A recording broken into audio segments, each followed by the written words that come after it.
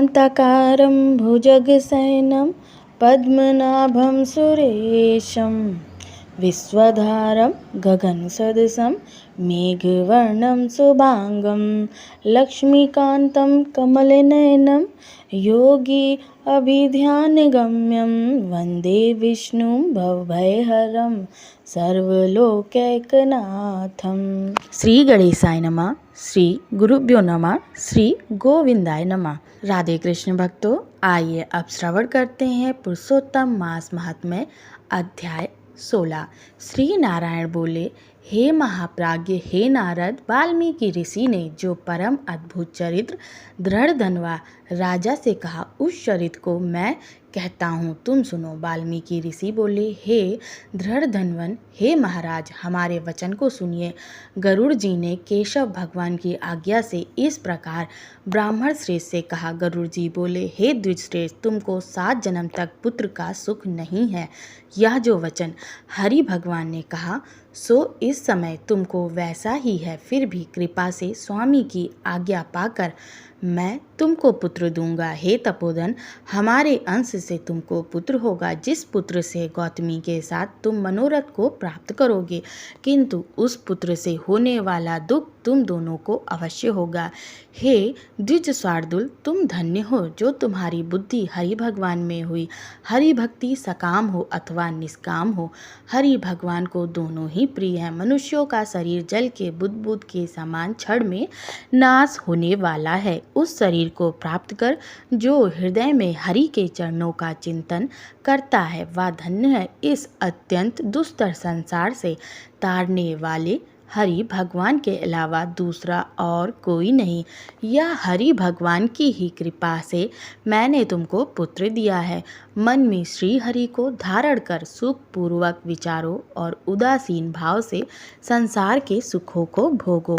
वाल्मीकि ऋषि बोले, गौतमी और सुदेव दोनों स्त्री पुरुष के देखते देखते उत्तम वर को देखकर उसी समय गरुड़ पर सवार होकर श्री भगवान हरि बैकुंठ को चले गए। सुदेव शर्मा भी स्त्री के साथ अपने मन के अनुसार पुत्र रूप वर को पाकर अपने घर को आया और उत्तम गृहस्थ आश्रम के सुख को भोगने लगा। कुछ समय बीतने के बाद गौतमी को गर्भ रहा और 10वां महीना प्राप्त होने पर गर्भ पूर्ण हुआ। प्रसूति काल आने पर गौतमी ने उत्तम पुत्र पैदा किया और पुत्र के होने पर सुदेव शर्मा बहुत प्रसन्न हुआ। श्रेष्ठ ब्राह्मणों को बुलाकर जात कर्म संस्कार किया और अच्छी तरह से स्नान कर ब्राह्मण श्रेष्ठ सुदेव शर्मा ने उन ब्राह्मणों को बहुत दान दिया। ब्राह्मण और सज्जनों के साथ बुद्धिमान सुदेव शर्मा ने नामकरण संस्कार किया। शरतकालीन चंद्रमा के समान उदय को प्राप्त तेजस्वी यह सुख के सदृश है, इसलिए मेरा यह प्रिय पुत्र सुखदेव नाम वाला हो। माता के मन को आनंद देने वाला वह पुत्र पिता के मनोरथों के साथ साथ शुक्ल पक्ष के चंद्रमा के समान बढ़ने लगा। पिता ने हर्ष के साथ उपनयन संस्कार गायत्री मंत्र का उपदेश किया। बाद में वह बालक वेद आरंभ संस्कार को प्राप्त कर ब्रह्मचर्य व्रत में स्थित हुआ। उस ब्रह्मचर्य के तेज से युक्त बालक साक्षात दूसरे सूर्य के समान शोभित हुआ। बुद्धि सागर उस बालक ने वेद का अध्ययन प्रारंभ किया। उस गुरु वत्सल बालक ने सद्बुद्धि से अपने गुरु को प्रसन्न किया और गुरु के एक बार कहने मात्र से समस्त विद्या को प्राप्त किया। वाल्मीकि ऋषि बोले, एक समय कोटि सूर्य के समान प्रभाव वाले देवल ऋषि आए। उनको देखकर हर्ष से सुदेव शर्मा ने दंडवत प्रणाम किया। अर्धपाद आदि से विधि पूर्वक उन देवल मुनि की पूजा की और महात्मा देवल के लिए आसन दिया। अति तेजस्वी देव दर्शन देवल ऋषि उस आसन पर बैठ गए। बाद में अपने चरणों पर बालक को गिरे हुए देखकर देवल ऋषि बोले, देवल मुनि बोले, अहो हे सुदेव, तुम धन्य हो। तुम्हारे ऊपर भगवान प्रसन्न हुए, क्योंकि तुमने दुर्लभ सुंदर श्रेष्ठ पुत्र को प्राप्त किया है। ऐसा विनीत बुद्धिमान बोलने में चतुर वेद पाठी और शीलवान पुत्र कहीं भी किसी के यहाँ नहीं देखा। हे पुत्र, यहाँ आओ। तुम्हारे हाथ में यह कौतुक क्या देखता हूँ? सुंदर छत्र, 2 चामर, यव रेखा के साथ कमल, जानू तक लटकने वाले हाथी के सूंड के समान ये तुम्हारे हाथ, कान तक फैले हुए विशाल लाल नेत्र, शरीर गोल आकार का, त्रिवली से युक्त पेट है। इस प्रकार उस बालक के विषय में कहकर उस ब्राह्मण को उत्कंठित देखकर देवल ऋषि फिर बोले, अहो हे सुदेव, यह तुम्हारा लड़का गुणों का समुद्र है। कंधा और कोक का संधि स्थान गूढ़ है। संग के समान उतार चढ़ाव युक्त गला वाला, चिक्कर टेढ़े सिर के बाल वाला, ऊंची छाती, लंबी गर्दन, बराबर कान, बैल के समान कंधा, इस तरह समस्त लक्षणों से युक्त यह पुत्र श्रेष्ठ भाग्य का निधि है।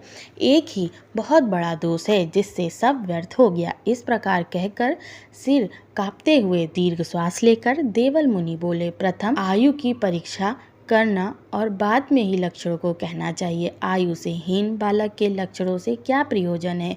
हे सुदेव, यह तुम्हारा लड़का 12वें वर्ष में डूबकर मर जाएगा। इससे तुम मन में शोक नहीं करना, अवश्य होने वाला निसंदेह होकर ही रहता है। मरणासन को औषधि देने के समान उसकी कोई प्रतिक्रिया नहीं है। वाल्मीकि मुनि बोले, देवल मुनि इस प्रकार कहकर ब्रह्मलोक को चले गए और गौतमी के साथ सुदेव ब्राह्मण पृथ्वी पर गिर गया। पृथ्वी पर पड़ा हुआ देवल ऋषि के कहे हुए वचनों का स्मरण कर चिरकाल तक विलाप करने लगा। बाद में उसकी स्त्री गौतमी धैर्य धारण करती हुई पुत्र को अपनी गोद में लेकर प्रथम प्रेम से पुत्र का मुख चुंबन कर बाद में पति से बोली। गौतमी बोली, हे द्विजराज, होने वाली वस्तु में भय नहीं करना चाहिए। जो नहीं होने वाला है वह कभी नहीं होगा और जो होने वाला है वह होकर रहेगा। क्या राजा नल, रामचंद्र और युधिष्ठिर दुख को प्राप्त नहीं हुए? राजा बलि भी बंधन को प्राप्त हुआ, यादव नाश को प्राप्त हुए, हिरण्याक्ष कठिन वध को प्राप्त हुआ, वृत्रासुर भी मृत्यु को प्राप्त हुआ, सहस्त्रार्जुन का सिर कटा, रावण के भी उसी तरह सिर काटे गए। हे मुने, भगवान रामचंद्र भी वन में जानकी के विरह को प्राप्त हुए। राजर्षि परीक्षित भी ब्राह्मण से मृत्यु को प्राप्त हुए।